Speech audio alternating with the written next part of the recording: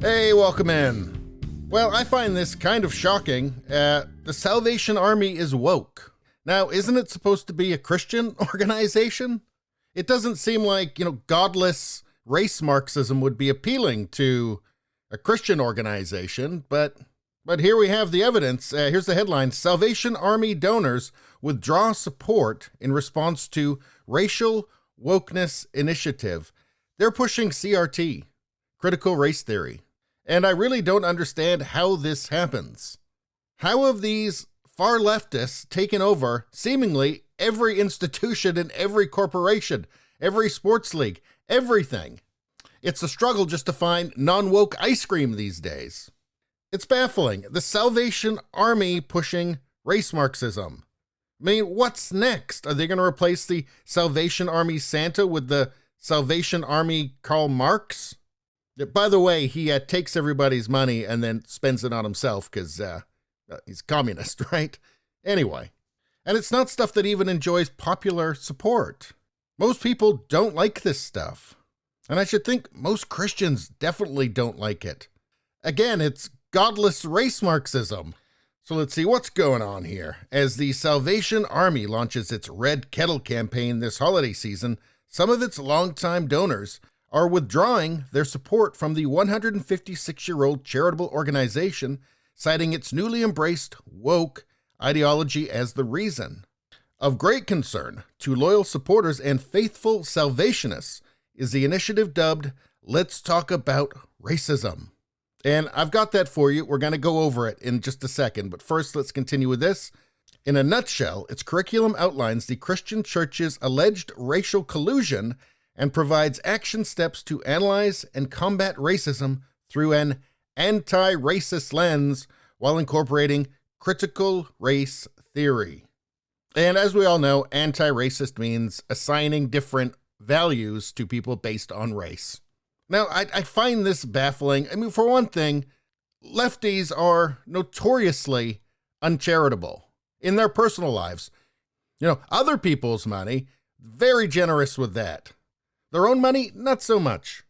In fact, there was a study done on this. Who really cares? The surprising truth about compassionate conservatism. Arthur Brooks, a top scholar of economics and public policy, has spent years researching this trend, and even though he was surprised by what he found because the stereotype was that, of course, conservatives aren't compassionate. Not true.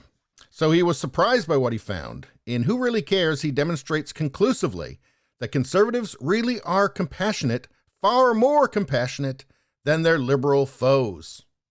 So I guess even though Bernie Sanders, say, would be thrilled with the wokeness, probably still not going to donate, right? He wants to take your money and donate it. So it's good to get that out of the way first, isn't it? And here's the thing. There's other charities that people can give to. So nobody has to give money to the Salvation Army, because the Salvation Army is going to use the money you give them to do stuff like this Let's Talk About Racism. And, when people find out that this is what they're spending the donations on, and not all of the donations, obviously, but some of them, any of them, once they find that out, they'll give their money. A lot of people will give their money to a different charity. And most of those people will be conservatives or centrists.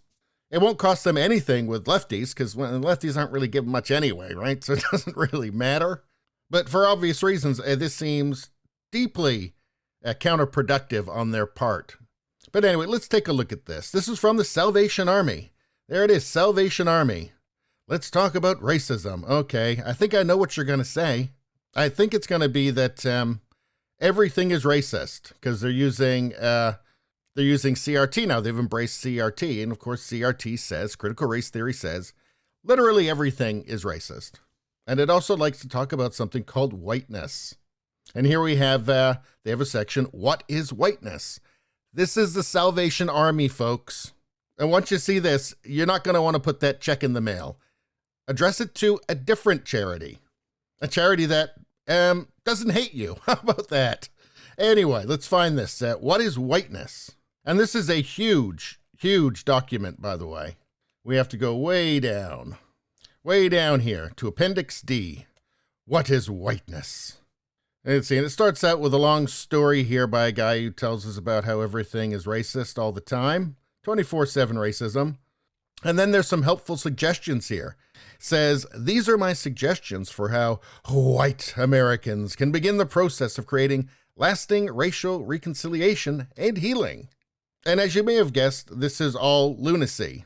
But anyway, challenges that the white culture needs to overcome and address include, and this, what white culture needs to overcome this and address this, has to. I mean, white leftist women are really adamant about this. Let's see, denial of racism. You have to stop that. You have to stop denying that you're racist. We must stop denying the existence of individual and systemic institutional racism. They exist and are still at work to keep white Americans in power. So you must not deny that. They're just making an assertion there, and you cannot deny it.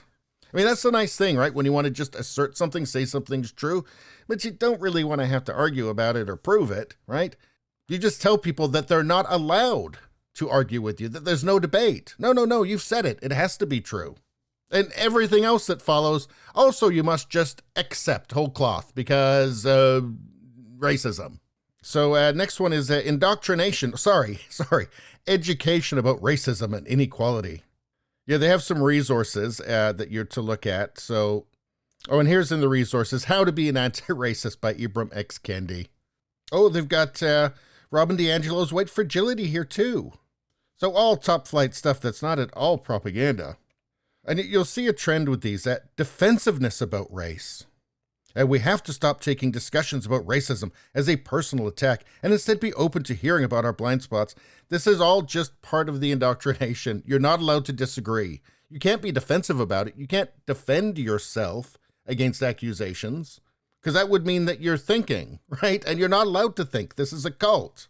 Cults thinking, they don't really go well together. Let's see, become aware of your bias, because you have to become aware of it because you don't know whether you have it or not. Again, this is just, you're guilty, just admit it, don't argue. Here, stop denying that white privilege exists. Right? These are just demands to stop thinking, right? Just admit it, just say it, just confess. This is a struggle session. Here, stop trying to be colorblind. And why? Why would you have to stop trying to be colorblind? Because if you are, well, then you might think you're not racist, right? You can't have that. I guess because you're supposed to recognize that people are inherently different because of race, I guess. Because we're not all the same. I guess that's their point. Let's see, practical remedies. This is going to be good. Have an honest awakening about race in your life. That's how you fight racism, by having racial awakenings. I feel like nobody's thought this through. Books like White Awake and White Fragility can help. I've got a book for you. It's called Go Fuck Yourself. Let's see, take a personal inventory on race and discuss it with a friend. Again. Racial awakenings and inventories on race don't seem like a good way to get rid of racism. Seems like maybe that would actually encourage it, but what do I know? I'm only a sane person. How about this one? Intentionally establish relationships with people of color. God, these people are creepy. I guess you're supposed to just go around. I mean, how weird is that? Roaming around trying to befriend people because of how they look. Let's see, engage in conversations about race. None of this is very helpful, I don't think. Not when apparently they expect you to start every sentence with, "Hi, my name's Brad. I'm a white supremacist."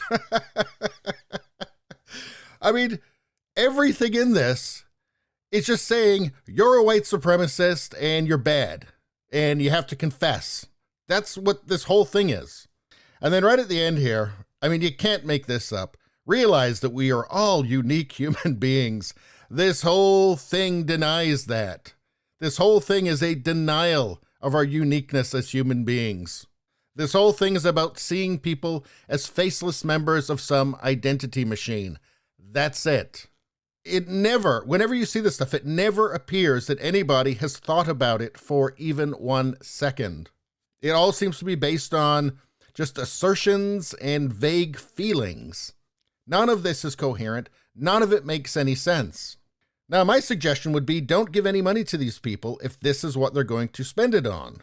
Give it to anybody else. I don't care if you give it to a charity that's going to spend the money on Teslas, right? Just don't give it to these guys, because this stuff is not good for the world. It's not good for people on an individual level. This is purely divisive and, in my mind, evil.